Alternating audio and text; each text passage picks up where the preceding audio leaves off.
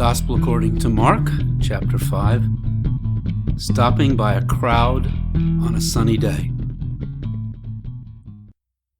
After Jesus said, "Shh," and the storm slipped quietly away, the disciples found they had already crossed over to the other side of the lake.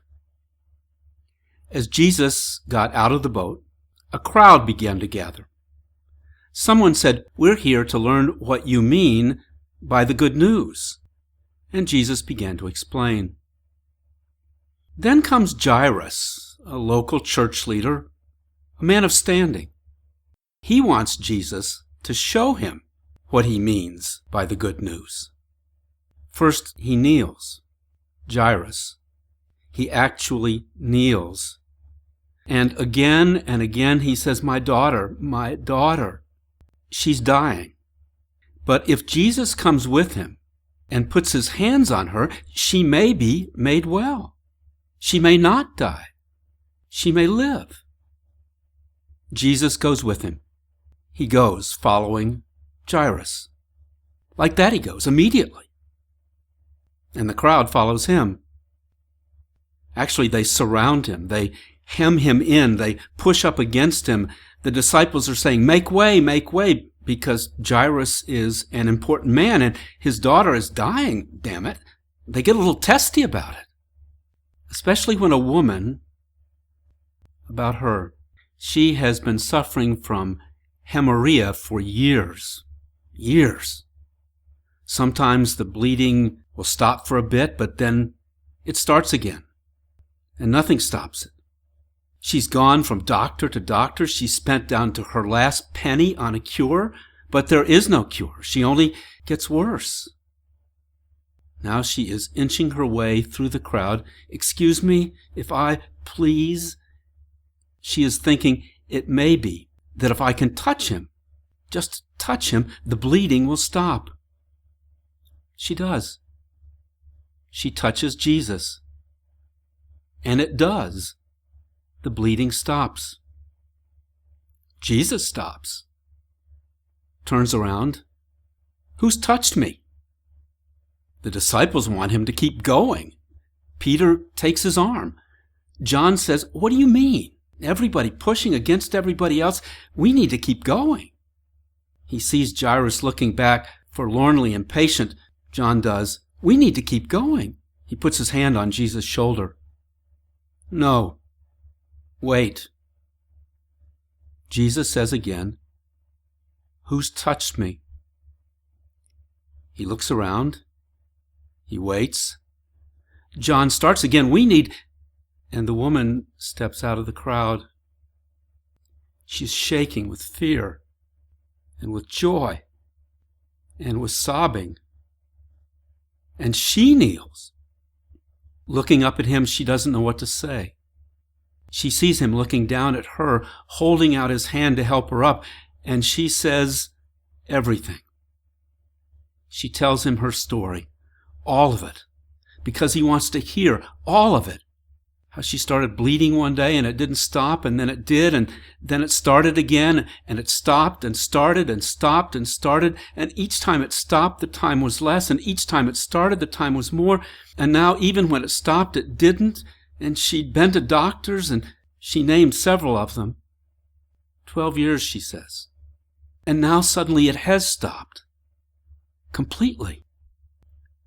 Jesus listens. Peter lets go of his arm.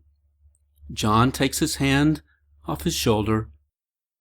Jesus listens. He listens until the woman finishes her story. She's still shaking. He takes her shoulder, holds it firmly until the shaking stops, slipping out of her as the storm slipped away from the sea. He calls her daughter, as if in the touching and the being made well and the long, shaky story, she has become his child. "Daughter," he says, "you are better." She nods. The shaking has stopped. Tears still running down her cheeks, but the sobbing stopped. "Good," Jesus says. "Then you don't need to be afraid." Don't be afraid. Peace be with you. Peace. In the middle of all of this, some of Jairus' people arrive. They tell him, too late. She's dead. Come home. Jairus wants to come home, but she's dead. There's nothing he can do now. When he gets home, he will follow the example of David. He will wash, anoint himself, change his clothes, and have something to eat. But now he waits to tell Jesus. And Jesus says, don't be afraid. Then I'm coming. The crowd falls away.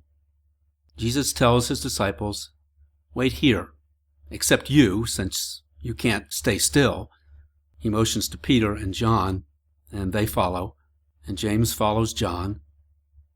Soon they come to Jairus' great house. People are beginning to gather, a tumult of mourners, like a gaggle of geese or a flock of city pigeons or a swarm of flies, a tumult of mourners filling the house to weep, to wail, to keen, and to be somewhere someone has died. Jesus stops. Why are you here? The child isn't dead, only sleeping. They laugh because they know she is dead.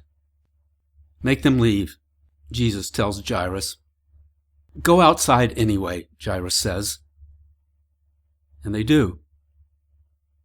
Only he remains, and the girl's mother, who takes Jesus into her daughter's room.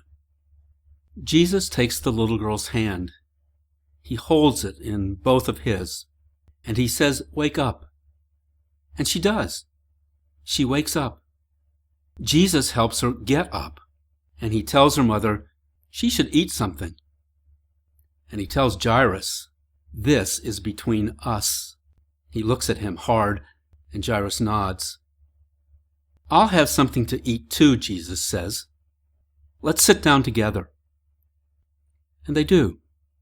And they eat, and they talk, until the night falls. If you hear me knocking, Jesus says somewhere else, come to the door. I'll come in, and we'll eat and drink and talk until we fall asleep at the table.